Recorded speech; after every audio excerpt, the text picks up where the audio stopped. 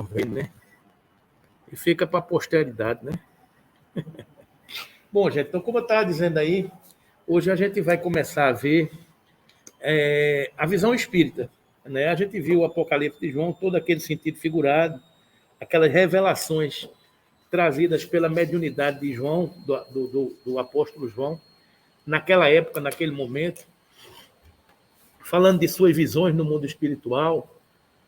E a doutrina espírita, a gente vai atrás das informações espíritas para tentar entender aquelas manifestações, que a gente já conversou um pouco sobre a visão de um sonho, a visão espiritual, a visão de uma mediunidade. Mas aí a gente vai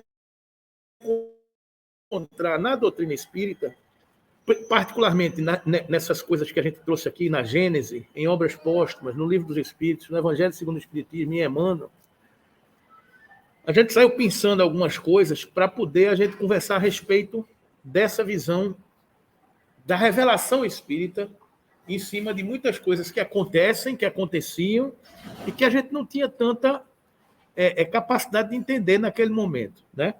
Então, o objetivo é a gente tentar ir mergulhando nisso. Então, a gente vai começar nessa teoria da presciência, que está lá no livro A Gênese, no capítulo 16. Né? Então, vamos começar a entender essa teoria da presciência para poder trazer luz ao nosso entendimento. Então, não tem pressa, vamos decorrendo sobre isso, vamos estudando sobre isso e vamos compreender, né? Então, ele começa dizendo o seguinte: como é que é possível o conhecimento do futuro? Porque o Apocalipse é uma revelação para frente, né? Então, aí vem a doutrina espírita: como é que alguém pode prever o futuro? Como é que você pode dizer, Carlos, que amanhã vai acontecer isso, que depois de amanhã vai acontecer aquilo, que daqui a 10 anos vai acontecer isso, vai acontecer aquilo, né? Então, Kardec começa com a cabeça lógica dele a fazer todas essas ilações, né?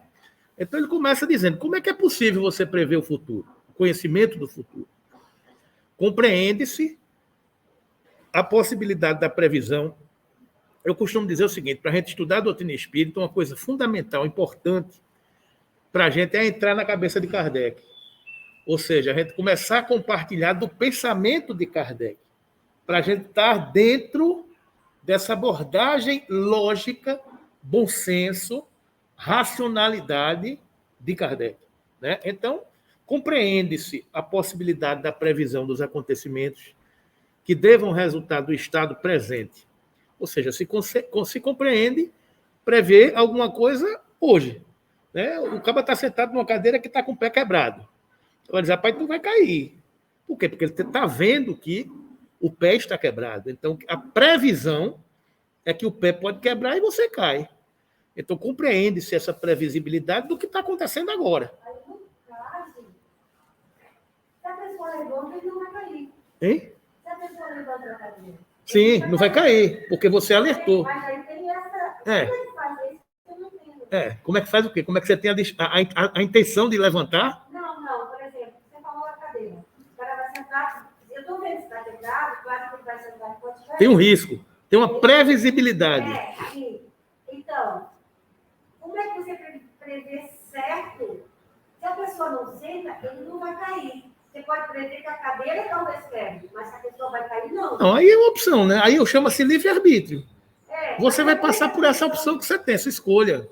Mas é que é a previsão psicomotiva. É. Isso eu não entendo. Não Se vai- tem tudo determinado, não é. Não, mas o determinado não é uma trilha, é um trilho. Não é um trilho, é uma trilha.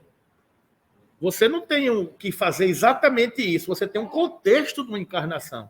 Você não pode prever que você hoje vai respirar 50 vezes, vai dormir 14 horas. Não é assim. É um contexto. E essa liberdade evolui com a nossa evolução. O livre-arbítrio amplia-se com a nossa evolução, né? Mas vamos indo. Porém, não a dos que nenhuma relação guardem com esse estado, nem ainda menos a dos que são comumente atribuídos ao acaso. Não existem as coisas futuras. Olha a cabeça de Kardec já. Não existem as coisas futuras. Dizem: elas ainda se encontram no nada. Ou seja, amanhã não existe ainda, amanhã é amanhã, né? Como, pois, se há de saber que se darão? Como é que você pode saber que vai acontecer alguma coisa, né? Vamos entender. São, no entanto, em grande número, os casos de predições realizadas, donde forçosa se torna a conclusão de que ocorre aí previsões, prever o futuro, não é isso? Um fenômeno para cuja explicação falta a chave. A gente não consegue entender porque falta a chave. Porquanto não há efeito sem causa. E é essa causa que vamos tentar descobrir, e é ainda o Espiritismo. Kardec traz a responsabilidade para tentar entender tudo isso, né? Já de si mesmo, chave de tantos outros mistérios que nola fornecerá, mostrando-nos aos demais que o próprio fato das predições não se produz com exclusão das leis naturais. Fundamental isso. Doutrina espírita é lei natural. Se a gente não sabe ainda é porque a gente ainda não compreende a lei. Então, a gente tem que desmistificar isso. Não é o Espiritismo que inventa a lei natural. O Espiritismo explica. O Espiritismo traz à luz uma lei que a gente não conhecia ainda. Mas, a partir do momento que conhece, ela torna-se natural. Não existe mais sobrenaturalidade com os espíritos se comunicarem conosco. Antes existia. Mas a doutrina espírita diz, há espíritos.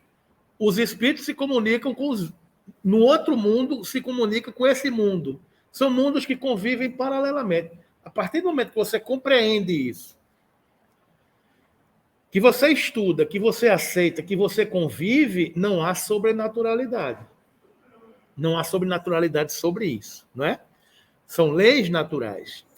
Todavia, tomemos para comparação um exemplo das coisas usuais. Ele nos ajudará a compreender o princípio que teremos de desenvolver. Aí entra esse exemplo maravilhoso de Kardec, para nos ajudar a compreender essa coisa do futuro, né? Vamos entender isso. Suponhamos um homem colocado no cume de uma montanha, de uma alta montanha, né? Ao observar a vasta extensão da planície em derredor. Nessa situação, o espaço de uma légua, pouca coisa será para ele, que pode facilmente apanhar de um golpe de vista todos os acidentes do terreno, de um extremo a outro da estrada que lhe esteja diante dos olhos. Entenderam a figuração? A gente está aqui falando, Vera, da teoria da presciência, que vai trazer luz da doutrina espírita sobre os acontecimentos de previsibilidade do futuro, que é um pouco que João coloca no Apocalipse. Então, a gente traz a visão espírita dessa teoria que está na Gênesis, no capítulo 16, para falar sobre isso. Então, imaginem um homem no alto de uma montanha bem alta. Então, imagine alguém, um observador, no alto da montanha. Estão enxergando isso? O que ele está dizendo é o seguinte, o espaço de uma légua, lá embaixo, para o homem que está no alto da montanha, é bem pequenininho. Né? Então, o espaço de uma légua, para quem está lá em cima, é uma coisa que ele olha e vê uma légua, com tranquilidade. Aí vamos lá. O viajor que pela primeira vez percorria essa estrada, quem está na terra lá embaixo, passando pela primeira vez naquela estrada, sabe que caminhando chegará ao fim dela. Ou ele sabe, essa estrada vai terminar lá na frente. Ele sabe que vai caminhando e vai chegar ao fim da estrada, porque aquela estrada leva ao destino que ele vai, né? Constitui isso uma simples previsão da consequência de sua marcha. Ele prevê que se eu continuar caminhando aqui nessa estrada, eu vou chegar do outro lado, né? Vou chegar ao meu destino, não é isso?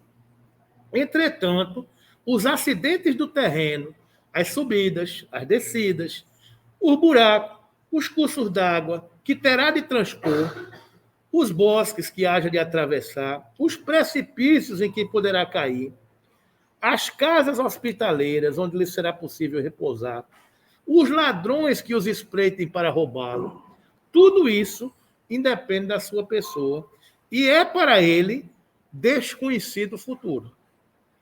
Porque ele ainda não viu, ele está caminhando na estrada.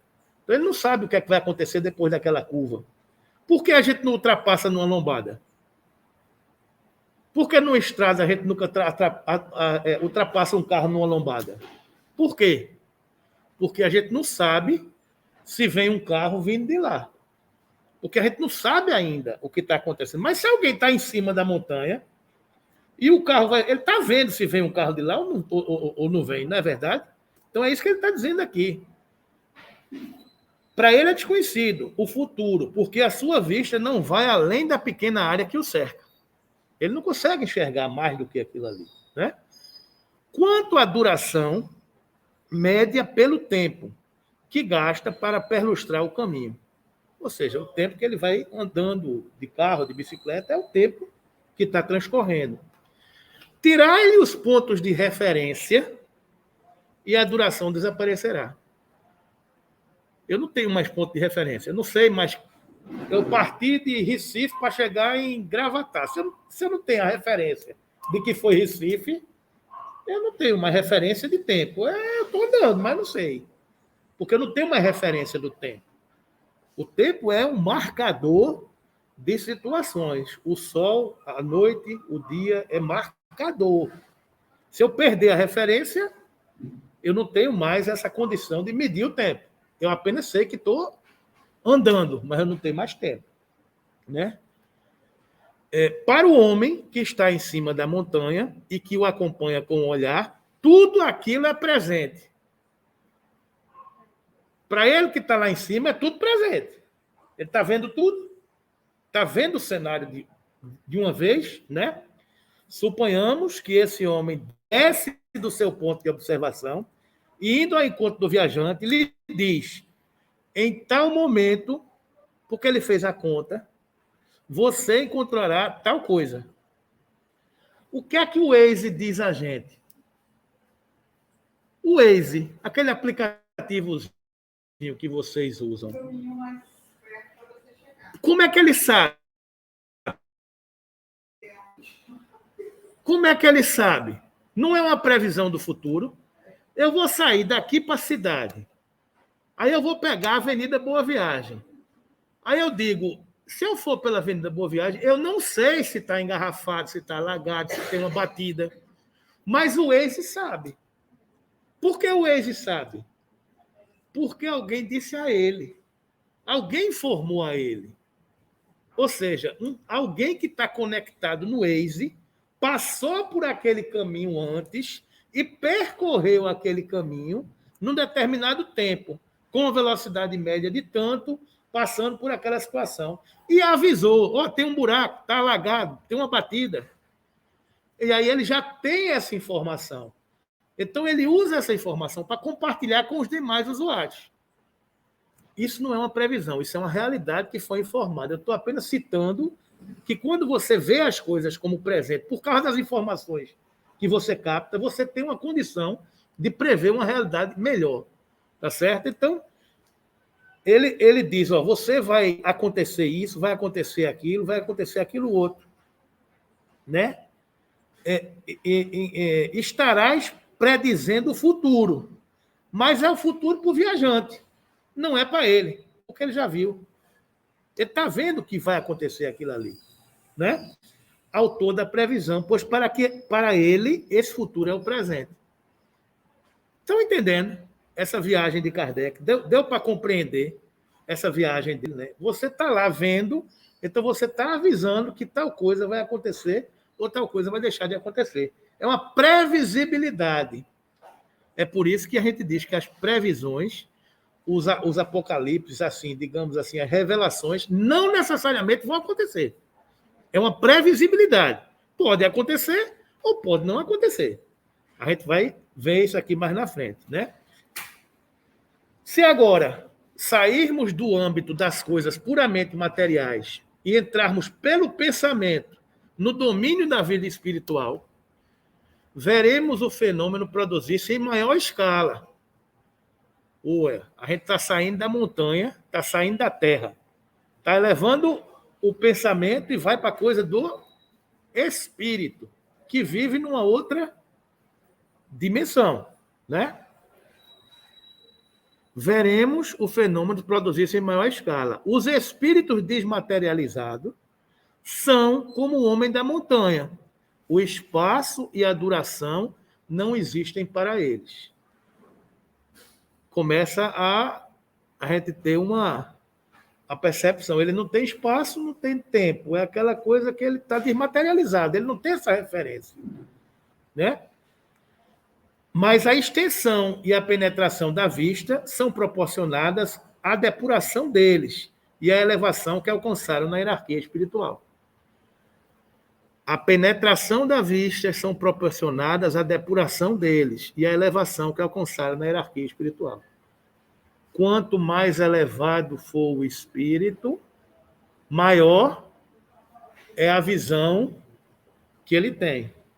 Quanto mais preso às camadas materiais, menor a amplitude da sua visão.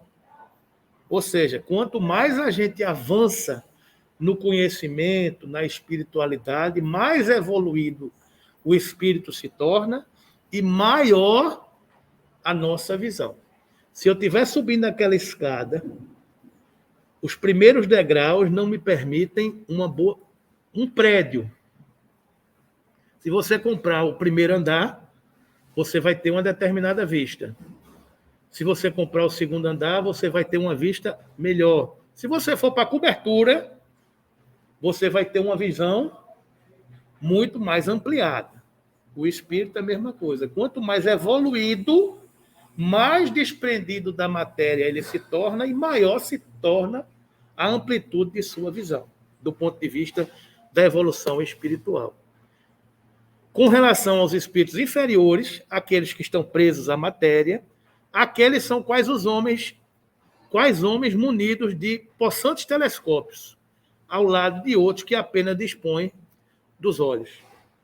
Ou seja, um espírito inferior está aqui apenas olhando você talvez melhor, mas ele, enquanto a gente está na matéria, a gente está circunscrito à visão da matéria dos olhos, né? Mas não conseguem enxergar mais do que um espírito mais evoluído, né?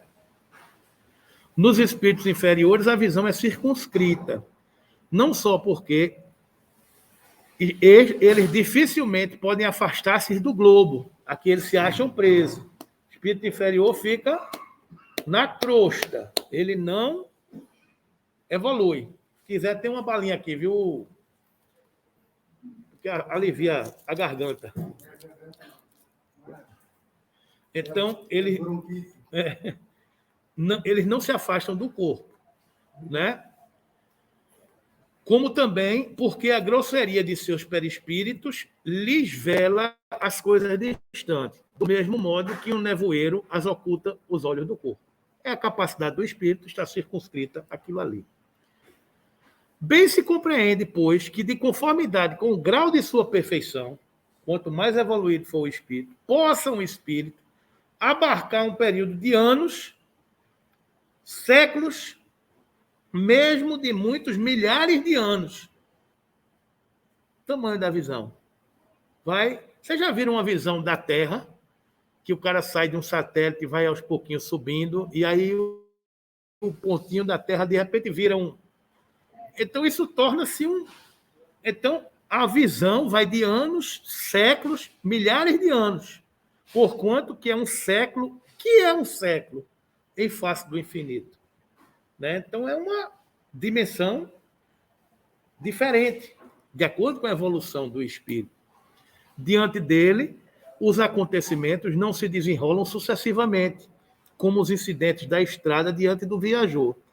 Ele vê simultaneamente o começo e o fim do período. Todos os eventos que nesse período constituem o futuro para o homem na Terra são presentes para ele, que poderia, então, vir dizer-nos com certeza: tal coisa acontecerá em tal época, porque essa coisa ele a vê como o homem da montanha vê o que espera o viajante no curso da viagem. Se assim não procede, ou seja, se a previsão não aconteceu, é porque poderia ser prejudicial ao homem o conhecimento do futuro, né? Se ele não prevê isso, seria prejudicial para a nossa evolução, o conhecimento do futuro. Conhecimento que poderia, lipearia o livre-arbítrio, ou seja, cessaria o livre-arbítrio. E a espiritualidade não pode interferir no nosso livre-arbítrio. Ela avisa, de uma forma geral, mas ela não pode impedir que Vinícius passe pelo que ele tem que passar e decida o que ele tem que decidir.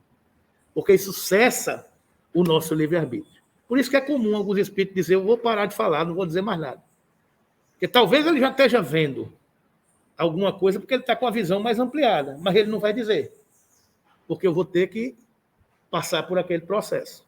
Né? Uma questão da posição de João, na questão do Apocalipse. Sim. Ele prevê, ele vê, mas ele não interferir, porque... Ele avisa. Ele avisa. Sim, ele avisa, mas ele não interfere, assim, não muda, não. Você faz se você quiser. Mas ele avisa.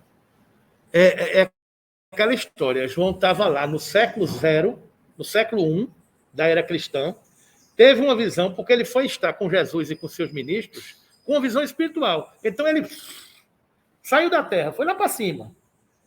E Jesus, com a visão do orbe, do tempo e do espaço, que para ele não é nada, porque ele tem essa visão ampliada das coisas, ele diz, o caminho que está aqui, essas bestas que estão aqui, o Império Romano, os falsos profetas, a igreja nascente, a deturpação do Evangelho, vão atrapalhar. Vai acontecer isso, vai acontecer aquilo outro. Essas pessoas, pelo que eu conheço do psiquismo dela, vão interferir, porque estarão ligadas ao poder, ao orgulho, à maldade. E isso vai durar 42 semanas, 42 meses, porque ele viu o tempo. E esses 42 meses são 42 meses de 30 anos cada um.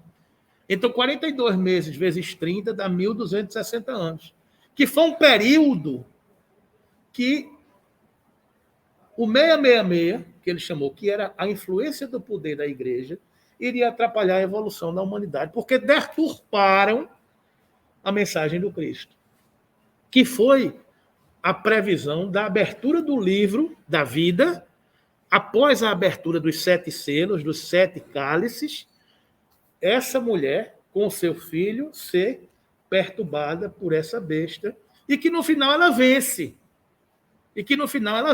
Porque tem uma batalha final do bem e do mal, que chamou-se Armagedon, e que nessa batalha do bem e do mal vencerá o bem e surgirá uma nova Jerusalém. Ou seja, João viu tudo isso por causa dessa mensagem. Para ele, naquele momento, ele não tinha como explicar. Aí ele criou todos esses sentidos figurados. Um cavaleiro montado no cavalo branco, montado no cavalo vermelho, montado no cavalo verde, montado num cavalo negro, né, que representam as guerras, a fome, a destruição, a ganância, as pestes, ou seja, todos os percalços que aconteceriam na marcha da humanidade. Então, ele enxergou Valeu, irmão. Ele enxergou todas essas coisas. Previsibilidade de todo o ciclo. Né? Então, ele viu tudo isso.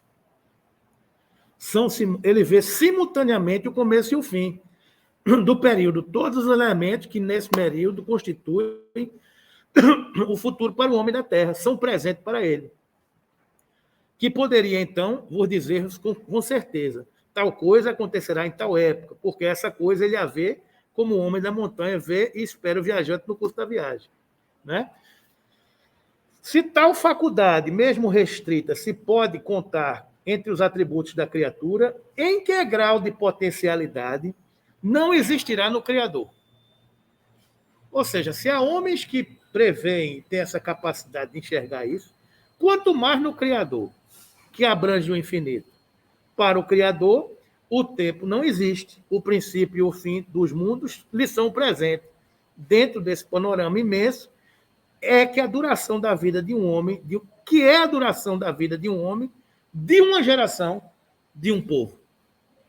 Dentro dessa perspectiva, o que é essa perspectiva, esse momento que a gente está vendo agora, de estar todo mundo gripado por causa do clima que a gente está vivendo? O que é isso? diante da eternidade da vida do nosso espírito.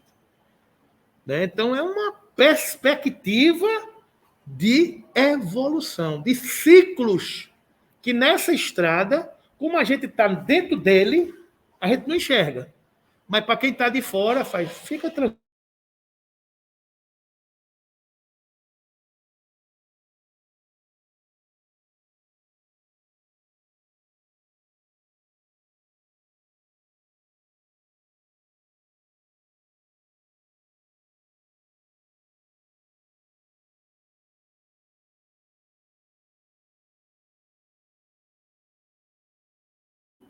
Tudo não passa? Entretanto, como o homem tem de concorrer com o progresso geral, como certos acontecimentos devem resultar de sua cooperação, pode convir que, em casos especiais, ele pressinta esses acontecimentos, a fim de lhe despreparar o encaminhamento de estar pronto a agir em chegando à ocasião. Em certos momentos é possível alguém prever. Para isso é que Deus, as leis de Deus, às vezes permite se levante uma ponta do véu, mas sempre com um fim útil, nunca para a satisfação da vã curiosidade. Tal missão pode ser conferida não a todos os que não conhecem, mas dos bastante adiantados para desempenhá-la. Ora, é de notar-se que as revelações dessa espécie são sempre feitas espontaneamente e jamais, ou pelo menos, muito raramente, em resposta a uma pergunta direta.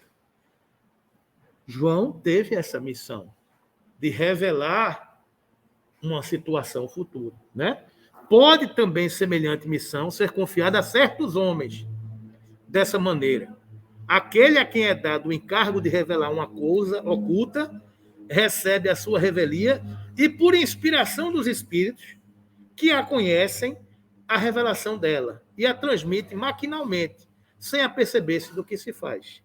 É sabido ao demais que, assim, durante o sono, como em estado de vigília, nos êxtases da dupla vista, a alma se desprende e adquire em grau mais ou menos alto as faculdades do espírito livre. A visão mediúnica se expande e o espírito consegue captar e perceber todas essas informações. Da faculdade de abarcar por si mesmo um período mais ou menos extenso e verá como presente aos sucessos os sucessos desse período. Pode, então, revelá-los no mesmo instante ou conservar a lembrança deles ao despertar. Se os sucessos hajam de permanecer secretos, ele os esquecerá ou apenas guardará uma vaga intuição do que lhe foi revelado, bastante para o guiar instintivamente. Observe que isso aqui ele fala da teoria da presciência. Ele não está falando especificamente só em relação ao Apocalipse. Essa teoria explica também o Apocalipse, mas também explica determinados sonhos, determinadas revelações que determinadas pessoas têm. A fulana vai morrer. Eu sonhei que minha avó vai morrer. Eu sonhei que fulano vai ter um acidente. Como é que as pessoas sonham isso? Teoria da presciência. Em sonho foi permitido que ela visse que fosse revelado essa informação. É a mesma coisa. Só que uma coisa é você prever 15 dias, uma semana. Outra coisa é você prever milênios. É a capacidade que você tem de entender o processo como um todo. Mas a teoria é a mesma. O processo da revelação é o mesmo. Entenderam? Oi.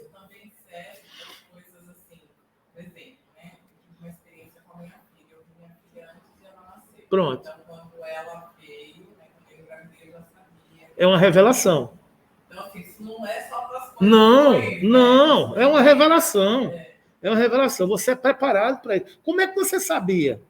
Porque durante o sono, nos êxtases, na dupla vista, a alma se desprende e adquire um grau mais ou menos alto das faculdades do espírito livre. No meu caso, foi no sono mesmo. No sono, você sonha e tem uma revelação.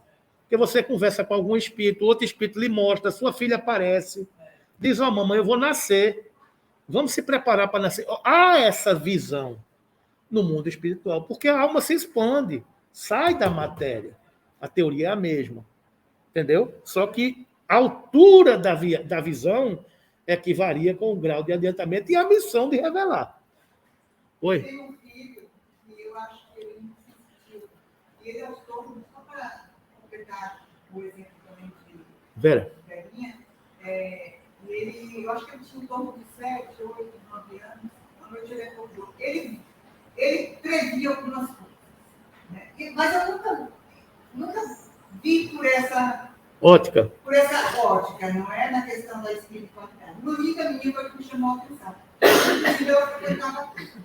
Aí, no dia de noite, ele acordou chorando desesperadamente, umas 2h30 da manhã, mas chorando assim, sabe, uma coisa, um choro, e ele fazia avó, avó, avó. Aí eu pensei, deve ter tido um pesadelo com a avó dele, né?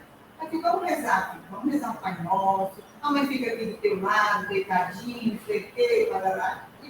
Aí passou, ele se acalmou, voltou a dormir. Outro dia de manhã, eu trabalhava com a minha cunhada, onde a empresa era na casa da avó que ele, né? Aí quando eu cheguei lá, a Beth disse, Rita, você não sabe da maior. A casa da mãe foi assaltada. Aí eu cheguei e disse, foi? Betinha, acho que eu disse, foi. Aí não sei por que ele caiu na ficha assim. De que horas foi isso? Naquele momento, né? Aí ela chegou e disse, umas 2h, 2h30 da manhã. Aí eu disse para ela, o disse... Então, Rita, você está aqui exatamente dando um testemunho do que está dito aqui. Ó. É sabido ao demais que assim, durante o sono, como em estado de vigília, nos êxtases da dupla vista. Esse fenômeno que aconteceu com o seu filho é um fenômeno de dupla vista. O que é um fenômeno de dupla vista? O corpo de seu filho estava deitado, dormindo. Mas ele estava sonhando. E quando ele estava dormindo e sonhando, o espírito dele estava visitando a casa da avó. E quando ele estava visitando a casa da avó, ele viu em espírito o que estava acontecendo lá. E transmitiu para o corpo o que estava acontecendo. A avó, ele disse o que estava acontecendo. Isso é uma dupla vista. Aí eu volto à maravilha da informação espírita. Isso é milagre? Não. Isso é lei natural, que todos nós temos a possibilidade de ter.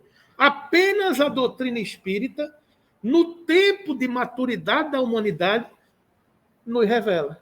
E é por isso que a gente está estudando, para entender essas coisas.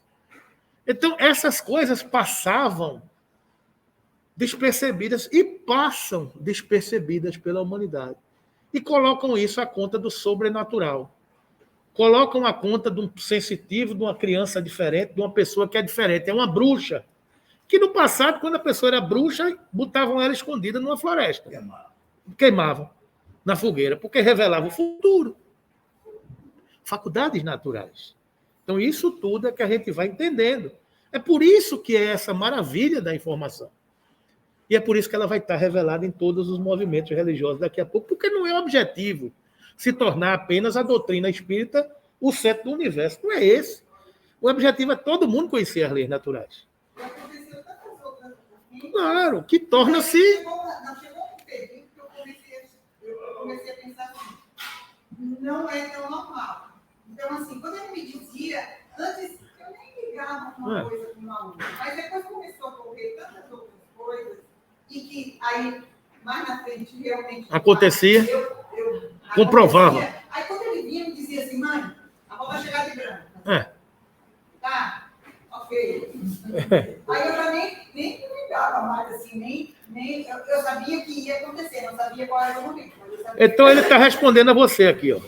Nada, pois, tem de sobrenatural o dom da predição. Nada, pois, tem de sobrenatural o dom da predição. Mais do que uma imensidade de outros fenômenos. Ele se funda nas propriedades da alma e na lei de relações do mundo invisível com o mundo invisível, do mundo material com o mundo espiritual, que o Espiritismo veio dar a conhecer. A teoria da presciência, talvez, não resolva de modo absoluto todos os casos que se possam apresentar de revelação do futuro, mas não se pode deixar de convir que lhe estabelece o princípio fundamental.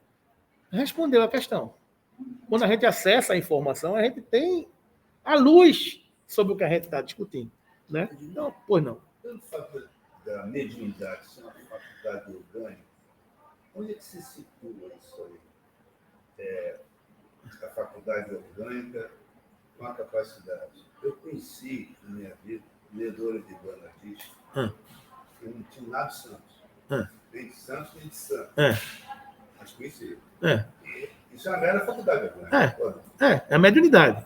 Agora, o que é que você vai fazer com ela é livre-arbítrio. Né? Você é médium. Eu sou médium. O que eu vou fazer com a minha faculdade, o que você vai fazer com a faculdade, é uma opção de cada um. É uma opção de cada um. Né? Então, se você vem com a tarefa mediúnica e vai usá-la para o bem, maravilha. Dai de graça o que de graça recebesses. Se você vai usar aquilo ali para privilégio seu, você vai responder por isso. Agora, a espiritualidade vai usar o que você tem de bom, independente do que você está fazendo. E nem todos são dotados disso. Nem todos são dotados de uma mediunidade missionária. Aquela que tem uma tarefa de... Por exemplo, eu sugeri que vocês lissem o vídeo que o professor Alberto fez da palestra sobre Peixotinho. Peixotinho tinha uma mediunidade missionária. Não, ele tem uma mediunidade missionária. Mas ele tinha uma mediunidade missionária tal que ele não poderia falhar na sua tarefa, porque ele podia falhar. Porque não necessariamente a gente é obrigado a dar certo. A gente recebeu uma missão. A gente pode cumprir ou não. É você que decide. A filha dele, a segunda filha, que nasceu e desencarnou com 2, 3 anos, Araci, tornou-se mentora espiritual dele para alertá-lo quando ele ia fazer uma bobagem. Quando ele ia fazer o que não devia, ela aparecia para ele e fazia: não, papai. Ou seja, era um espírito que estava ali tomando conta, velando pela trajetória da mediunidade que ele tinha que ter. Pelas fragilidades humanas que todos nós temos. Por exemplo, eu sei as minhas tarefas.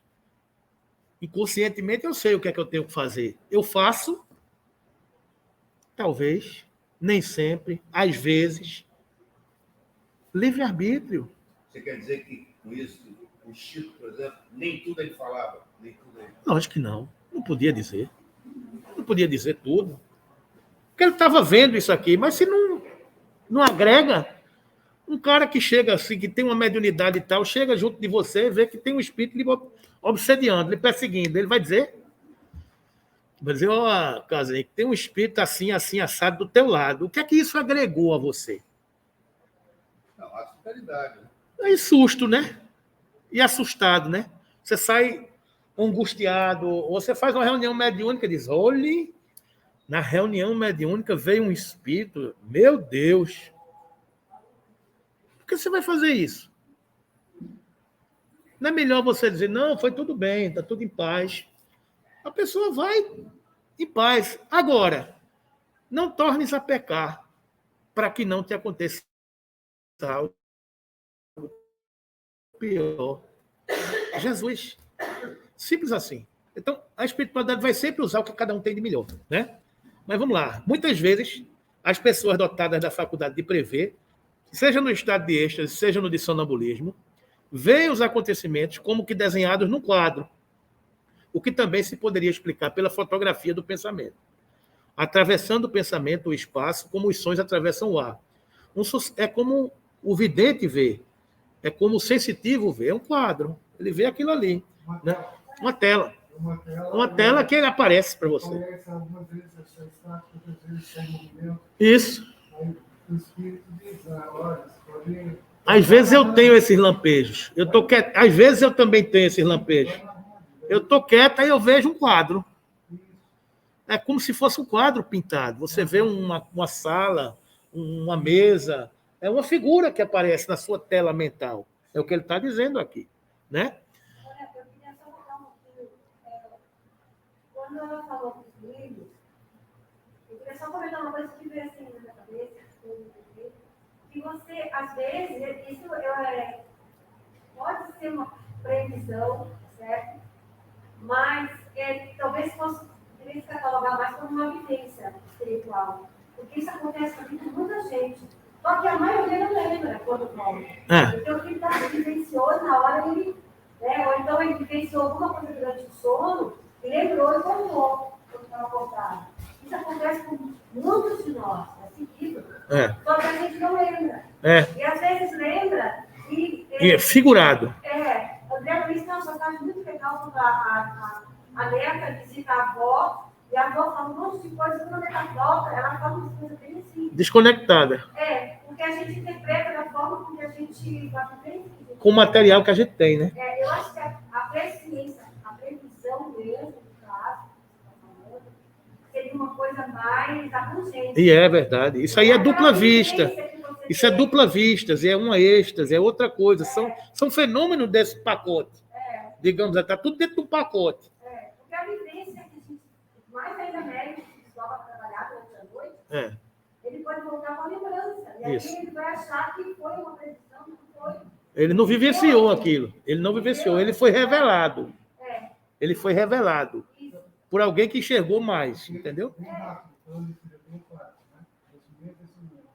O último é loirinho, agora está mais castanho. Minha esposa estava grávida, ela disse assim: você é um menino loirinho, cabelo encaixadinho, nosso filho vai ser loiro de cabelo cacheado. Você está doido, todos eles são loirinhos, apesar de eu ter condições de ter loiro, na casa ela também, né? Mas se é um menino cabeludo, tudo cresceu, aí se... É uma vivência, ele foi apresentado. É verdade. Uma vivência, ele foi apresentado, Não, eu não tive sonho. É isso aí. Mas, como a sua realização pode ser apressada ou retardada... Isso é considerado uma previsão? O quê? Essa vivência, por exemplo, um espiritual, como ele. Eu não sei. Eu não posso afirmar, porque pode ter sido ou alguém disse a ele, ou o próprio Espírito se revelou a ele. Mas está tudo no pacote. É o pacote da expansão da alma, da faculdade do Espírito. Né? Agora, exatamente. Eles se comunicam com o que eles querem, é isso? Os espíritos, eles revelam o que eles querem. O que eles querem. E de acordo com o que pode ser dito. O que pode ser dito. Entendeu? Por exemplo, eu tenho um diagnóstico de câncer. Não sei se tenho, mas que Deus me livre. Mas se eu tiver, um espírito, quando ele olha com a visão ampliada, ele olha assim e faz o câncer. Ele não vai dizer. Ele vai deixar que a ciência descubra.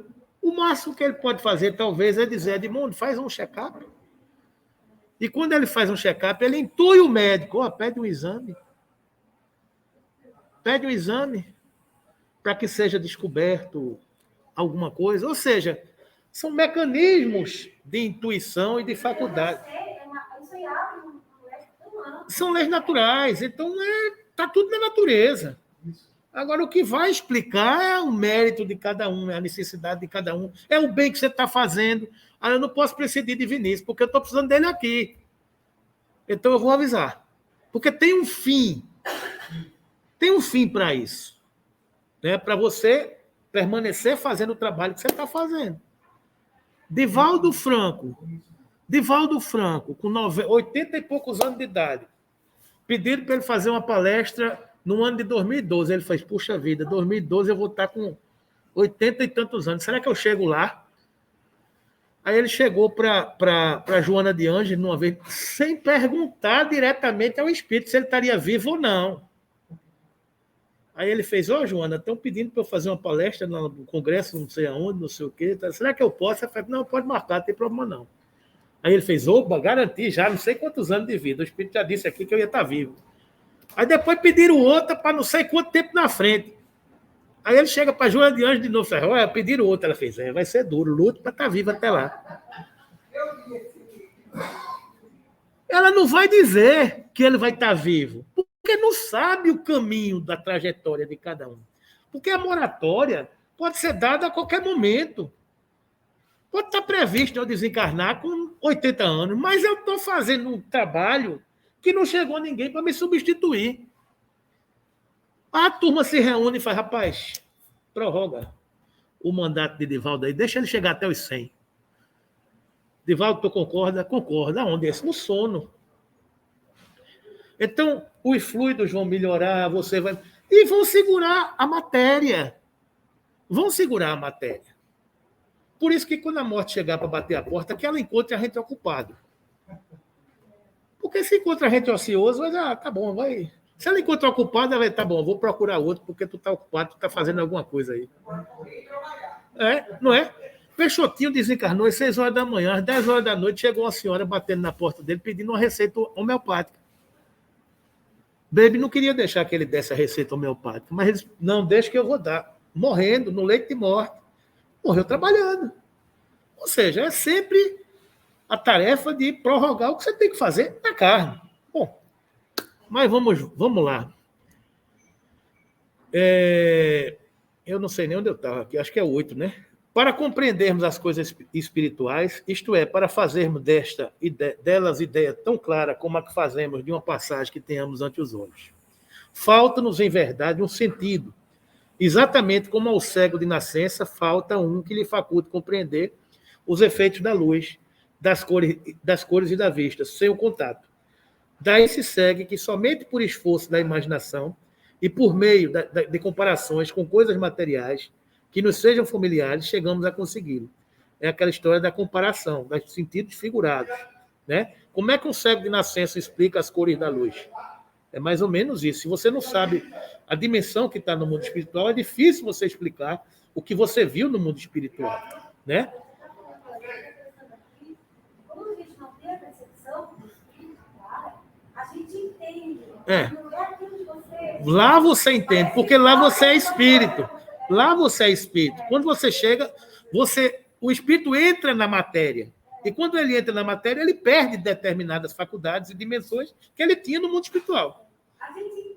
É como se fosse um corpo maior do que o vaso. O espírito é maior do que o corpo. A potencialidade do espírito é maior do que o cérebro. Então, quando ele chega na carne, e ele não tem a tradução imediata daquilo ali. Né? As coisas materiais, porém, não nos podem dar das coisas espirituais, senão ideias muito imperfeitas. Razão por que não se devem tomar ao pé da letra essas comparações. E crer, por exemplo, que a extensão das faculdades perceptíveis dos espíritos depende da efetiva elevação deles, nem que eles precisem estar em cima de uma montanha ou acima das nuvens para abrangerem o tempo e o espaço.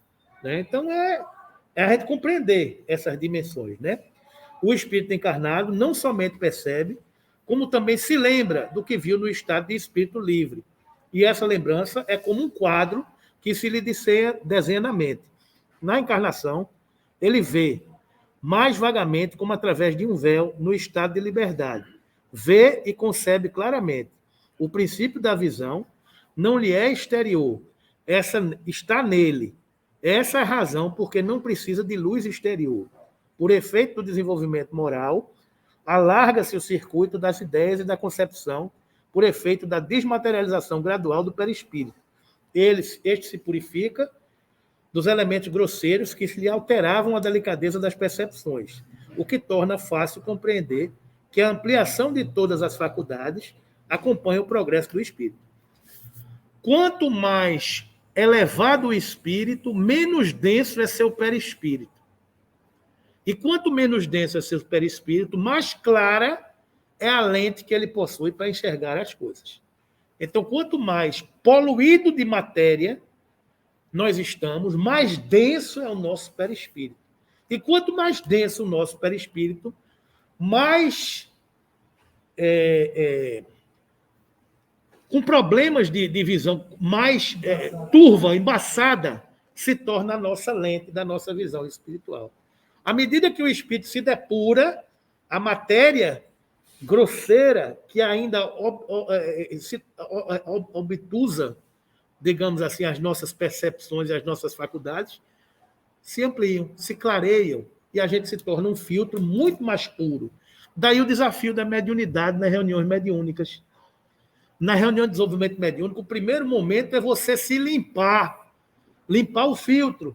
Por isso que a gente bota papel, você fala, diz um bocado de coisa, é animismo, é espiritismo, é espírito de fora, é espírito de dentro. Não interessa. Limpe o filtro. O objetivo do médium numa reunião de desenvolvimento mediúnico é limpar o filtro. E quando é uma reunião de desenvolvimento mediúnico? Sempre. Sempre. Então, não é no fato de você estar numa reunião de desenvolvimento mediúnico ou estar na reunião das 18, das 19, das 20, das casadas. Médio está sempre em desenvolvimento. Médio está sempre em evolução. Como é que médio se desenvolve? Com a aptidão, com a atividade e com a conduta de todo dia, com a postura, com a cabeça, com a sintonia. Isso é desenvolvimento mediúnico. Quem é o espírito que recebeu 450 livros para poder proliferar a mensagem da doutrina espírita para a humanidade? Chico Xavier. Quantos médiuns iguais a Chico Xavier a gente teve? Por quê? Porque Chico Xavier era uma lente pura. Ele não tinha interferência da matéria. Ele recebia e entregava. Ele recebia e entregava. Ele recebia e entregava. Então, isso é mediunidade pura. Isso é médium pronto. Isso é médium preparado. Então, o desafio nosso de desenvolvimento mediúnico é esse. É por isso que não existem médiuns iguais. Porque cada médium tem a sua capacidade, tem a sua condição de fluido a desprender, a entender, tem o seu medo, tem as suas superações. Cada um tem a sua faculdade, as suas inseguranças. Então, é isso. O processo de desenvolvimento é isso. Oi. Na encarnação, ele vê Vagamente, como através de um véu, no estado de liberdade, vê e concebe claramente. Isso. Logo que a minha mãe morreu no sábado, no domingo para segunda, eu tive um sonho, eu até te contei, eu tive um sonho que é exatamente isso que ele diz aqui, né? Como através de um véu de liberdade. Porque, assim, a sensação que eu tive, eu vi ela deitadinha numa cama, lógico que não tinha uma cama, mas ela era deitadinha, com um lençol sobre ela, muita luz sobre ela. É outra dimensão, é outra dimensão. A sensação que eu tinha, foi um sonho isso, lógico, né? Mas a sensação que eu tinha é que era real, era de verdade, que eu estava vendo a minha mãe ali deslocada do meu centro. E você estava. Como se eu tivesse tirado. Você só não estava na matéria. Foi quando eu mais que eu dizia para ela, não explica como a senhora está ali. E eu via que ela estava vendo. Isso foi exatamente 2 dias depois da morte da minha mãe. É isso aí. É isso aí. Mas esse é o desdobramento do espírito. Você, na visão espiritual, você enxerga tudo isso, né? Os acontecimentos que envolvem interesses gerais da humanidade têm a regulá-los a providência. Os que envolvem interesses gerais da humanidade têm a regulá-los a providência. Quando uma coisa está nos desígnios de Deus, ela se cumpre a despeito de tudo, ou por um meio ou por outro. Se está nos conceitos de Deus de acontecer, ela vai acontecer, né? Os homens concorrem para que ela se execute. Nenhum, porém, é indispensável, pois, do contrário, o próprio Deus estaria à mercê de suas criaturas. Isso é muito bom para a gente achar que é uma peça importantíssima e fundamental, que se não for por nós, o sol não vai nascer amanhã. Alguém pode parar o pôr do sol? Alguém pode parar o nascer do sol? Não, porque está no desígnio de Deus. Então não pense que você vai parar o pôr do sol, que você não vai. Entendeu? Quem quer é Deus. E acabou-se, né? Não há missão fatal. O homem tem sempre a liberdade de cumprir ou não. Está lembrado que a gente conversou aqui? Não tem missão fatal. Você recebeu a missão. Se você vai cumprir ou não, meu amigo, é na frente. É na frente. Você é que vai decidir, né? Se não for você, vai outro. Vai outro. Mas vai acontecer, né? Que lhe foi confiada e que voluntariamente aceitou. Se não faz, perde os benefícios que tal lhe resultariam e assume a responsabilidade. dos atrasos que possam resultar da sua negligência ou da sua má vontade. Se tornar um obstáculo a que ela se cumpra, está em Deus afastá-lo com um sopro. Existem espíritos na história da evolução da humanidade que tinham determinadas missões e que falharam? Claro que tem. Claro que tem. Aí você pergunta, o cronograma traçado por Jesus atrasou? É claro que atrasou. Esses espíritos vão responder pelo prejuízo que causaram. Então, podia ser que a Terra já tivesse em outro degrau, estágio de evolução, mas alguém falhou com a sua tarefa, o que veio em seguida falhou também, o plano C, o plano D, e vai, é o livre-arbítrio, é o Armagedon. O João falar que Hitler foi preparado para a gente fazer o bem. Mas chegou aqui e ele meteu tudo no processo. E são vários os exemplos, né? São vários os exemplos, né? Pode, portanto, ser certo o resultado final de um acontecimento, por se achar este nos desígnios de Deus, como, porém, quase sempre, os pormenores e o modo da execução se encontram subordinados às circunstâncias e ao livre-arbítrio dos homens, porém, podem ser eventuais as sendas e os meios. É aquela história. O resultado final está nos desígnios de Deus. Mas, quase sempre, os pormenores e o modo de execução se encontram subordinados às circunstâncias e ao livre-arbítrio dos homens. A Terra vai ser mundo de regeneração. Porque está nos desígnios das leis de Deus, traçados por Jesus, que a Terra será um mundo de regeneração. Os pormenores e o modo de execução se encontram subordinados às circunstâncias e ao livre-arbítrio dos homens. De todos nós que estamos vivendo na Terra. As guerras, as pestes, o egoísmo, a ganância, são decisões humanas que Jesus lamenta, que os espíritos superiores lamentam, mas a gente fica observando, tá bom, vai ser com você não, eu vou criar um plano B. Brasil é um plano B. Brasil, coração do mundo, pátria do evangelho, é um plano B. A evolução era para ter acontecido na Europa. Não aconteceu. Foi o que ele fez, tá bom, eu não vou discutir mais não. A psicosfera dessa região já está poluída. Os espíritos que estão habitando aqui já estão poluídos. Eu vou fazer o seguinte, eu vou criar uma área nova e tentar desenvolver a árvore frondosa do meu evangelho. Assim somos nós, assim são as criaturas. Às vezes um trabalho está poluído, uma família, um lar, uma coisa. Não dá. Eu vou criar um outro e vou criar a oportunidade. Ninguém vai ficar com raiva de ninguém, apenas vai atrasar a marcha. E quem atrasou vai se responder por isso. Simples assim. Do macro ao micro, a lei é a mesma. A lei é a mesma, né? E assim, por exemplo, ora, se essa decisão ainda não lhe estiver na mente, poderá, tal, ela venha a ser apressar ou demorar a realização do fato, modificar os meios secundários de ação, embora o mesmo resultado chegue sempre a produzir-se. É assim, por exemplo, que pelo conjunto das circunstâncias, podem os espíritos prever que uma guerra se acha mais ou menos próxima, que é inevitável, sem, contudo, poderem predizer o dia que ela começará, nem os incidentes pormenorizados que possam ser modificados pela vontade dos homens.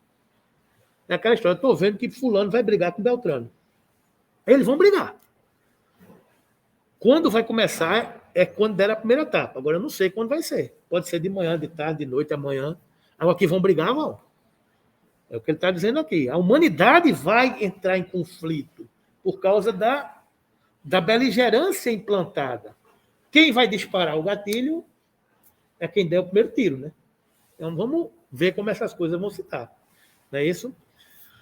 Para determinar... Aí, para a gente fechar isso aqui, ó, para a determinação da época dos acontecimentos futuros, a época, o tempo, será preciso ao demais se levar em conta uma circunstância inerente à natureza mesma dos espíritos. O tempo, como o espaço, não podem ser avaliados senão com o auxílio de pontos de referência. É aquilo que a gente estava vendo aqui. Que o dividam em períodos ciclos que se contém. Na Terra, a divisão natural do tempo, em dias e anos, tem a marcá-lo o levantar e o pôr do sol, assim como a duração do movimento de translação do planeta terreno. Entenderam, gente? O sol nasce às 5 e pouco da manhã no verão, mas é às 5h60, às 50 no inverno, por causa da posição do planeta. Precessão dos equinócios. E o equinócio, o solstício de verão, o equinócio de primavera ou de outono, estações contrárias no ciclo elíptico que faz a Terra, diz dos 365 dias e 6 horas que dura o tempo que a Terra gasta para dar uma volta em torno do Sol. Referência, espaço e tempo. Né?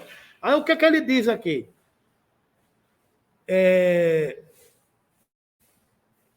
As unidades de medida do tempo necessariamente variam conforme os mundos, pois que são diferentes os períodos astronômicos.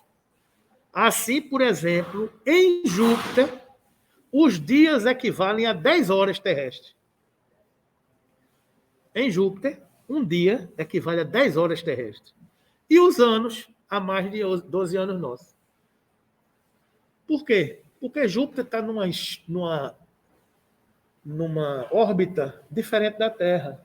E ele gira mais rápido do que a Terra. E o tamanho dele é maior do que a Terra. Para ele estar equilibrado, ele precisa de uma velocidade. Tudo é lei, é física. Então, o dia que aqui dura 24 horas, porque a Terra gira numa determinada velocidade, lá gira em outra velocidade. Então, o dia daqui é 24 horas, o de lá é 10. Agora, em compensação, como a nossa órbita é mais próxima do Sol, a gente gasta 365 dias e 6 horas para dar uma volta completa. E Júpiter gasta 12 anos nossos para dar uma volta completa. E aí? O que é um ano aqui e o que é um ano em Júpiter? Referência. Está entendendo como as coisas... Um mês equivale a quanto? Uma semana da criação equivale a quanto? Está entendendo as contas do Apocalipse, que Haroldo tentou fazer as contas, e aí começa a complicar, porque muda a referência.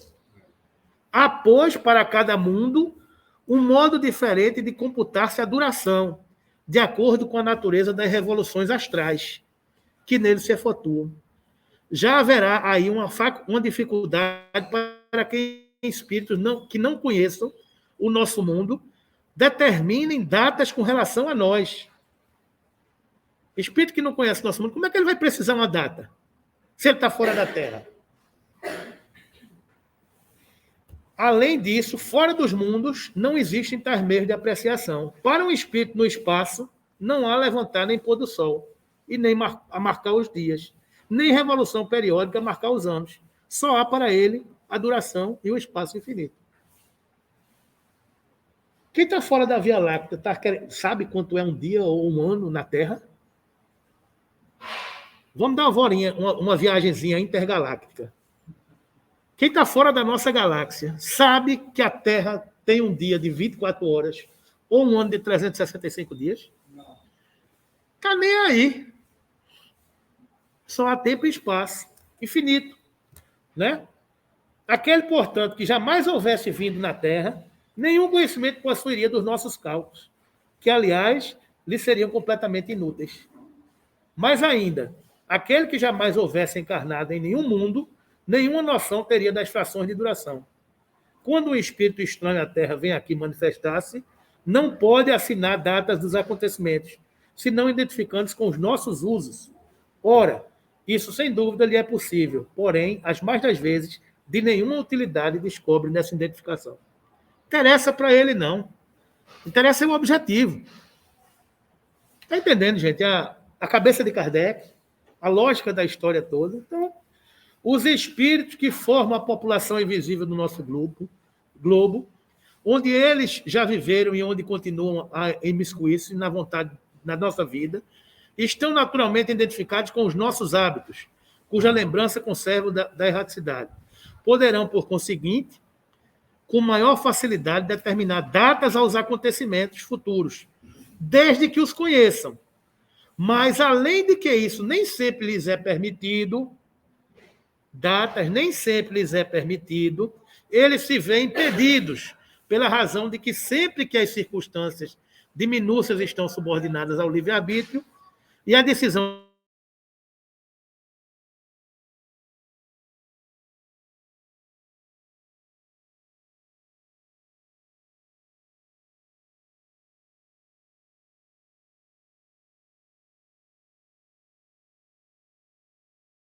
data precisa existe realmente. Poderão, por conseguinte, com maior facilidade determinar datas a acontecimentos futuros, desde que os conheçam. Mas, além de que isso nem sempre lhe é permitido, eles se veem impedidos pela razão de que sempre que as circunstâncias de minúcias estão subordinadas ao livre-arbítrio e à decisão eventual do homem, nenhuma data precisa existe realmente, senão depois que o acontecimento se tenha dado. Está claro, meus irmãos, essa questão de vai ser tal dia, vai ser tal ano, vai ser tal hora, vai ser 2012, vai ser 2000, vai ser 2057. Está dito aqui. Existem períodos previstos para que determinadas coisas aconteçam. Se tiver nos desígnios de Deus, acontecerão. Eis aí porque as predições circunstanciadas não podem apresentar cunho de certeza, e somente como prováveis devem ser acolhidas, mesmo que não tragam eiva que se torne legitimamente suspeitas. Por isso mesmo, os espíritos verdadeiramente ponderados nunca predizem para épocas determinadas, limitando-se a prevenir-nos dos acontecimentos do segmento das coisas que convenha conheçamos. Insistir por obter informes precisos é expor-se às mistificações dos espíritos levianos, que predizem tudo o que se queira, sem se preocuparem com a verdade, divertindo-se com os terrores e as decepções que se causam. A forma geralmente empregada até agora nas predições faz delas verdadeiros enigmas, a mais das vezes indecifráveis. Essa forma misteriosa e cabalística de que Nostradamus nos oferece o tipo mais complexo, lhes dá certo prestígio perante o vulgo, que tanto mais valor lhes atribui, quanto mais incompreensível se mostra. Pela sua ambiguidade, elas se prestam a interpretações muito diferentes, de tal sorte que, conforme o sentido que se atribua a certas palavras alegóricas ou convencionais, conforme a maneira de que se efetue o cálculo singularmente complicado das datas e como se faz para se chegar ao que se... Né? Seja como for, não se pode deixar de convir em que algumas apresentem caráter sério e confundem pela sua veracidade. É provável que a forma velada tenha dito, em certo tempo, sua razão de ser e mesmo sua necessidade. Então, meus irmãos, está aqui, eu creio que a gente encerra aqui essa questão da teoria da presciência, que foi o que a gente conseguiu atingir hoje, mas eu acho que ela fecha com chave de ouro. As predições circunstanciadas não podem apresentar cunho de certeza e somente prováveis de ser acolhidas, mesmo que não tragam eiva que se torne legitimamente suspeita. Por isso mesmo, os espíritos verdadeiramente ponderados nunca predizem para épocas determinadas, limitando-se a prevenir-nos do segmento das coisas que convenha que conheçamos. Convenha que conheçamos. Insistir para obter informe preciso é expor-se a mistificações de espíritos levianos, que predizem tudo o que se queira, sem se preocuparem com a verdade, divertindo-se com os terrores e as decepções que se causam. Isso é a doutrina espírita, meus irmãos. Isso é a informação espírita que os espíritos de bom senso, de escola, nos apresentam tudo isso. Fundamental é que há Deus, há Jesus, há leis que precisam ser seguidas e que há homens que possuem livre-arbítrios para seguir os seus desígnios. O Apocalipse nos trouxe essa previsão de uma visão futura de quem estava acima da montanha e de que enxergou tudo. Os acontecimentos preditos do que poderia acontecer, ele disse aqui. Aconteceram aqui. Né? Então, a doutrina espírita hoje nos traz luz para compreender esses fatos de uma maneira fantástica, presente nas leis naturais.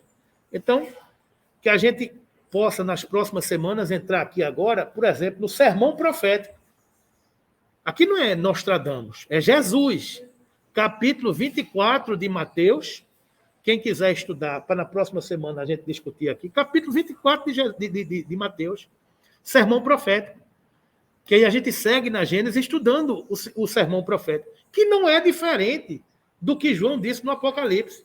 Só que aqui foi Jesus que disse. Né?